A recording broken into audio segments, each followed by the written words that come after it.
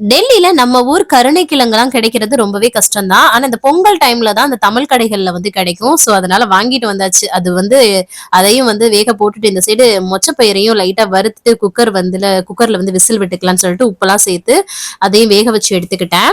அதுக்கப்புறம் இன்னைக்கு வந்து கருவாடும் சேர்த்து குழம்பு வைக்க போறோம். ரொம்ப சூப்பரா இருக்கும். கடுகு, சோம்பு, வெந்தயம் சேர்த்து தாளிச்சுட்டு, அதுல வெங்காயம், பச்சை மிளகாய், கருவேப்பிலை இருந்தா சேர்த்துக்கோங்க. அதுக்கப்புறம் பூண்டு பற்கள் நல்லா தட்டி சேர்த்து அதெல்லாமே வதங்கினதுக்கு அப்புறம் தக்காளி, உப்பு சேர்த்து இதையும் நல்லா வந்து வதக்கி விட்டுக்கலாம்.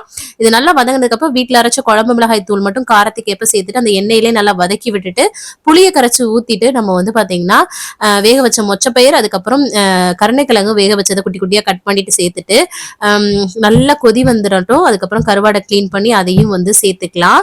கடைசியா கொஞ்சம் கொதிச்சதுக்கு அப்புறம் கொத்தமல்லி தலை தூவி அப்படியே சர்வ் பண்ணோம்னா அவ்வளோ டேஸ்டா இருக்கும், அமிர்தமா இருக்கும். யாருக்கெல்லாம் பிடிக்கும்னு மறக்காம கமெண்ட்ஸ்ல சொல்லுங்க. தேங்க்ஸ் ஃபார் வாட்சிங் ஃப்ரெண்ட்ஸ். பாய்.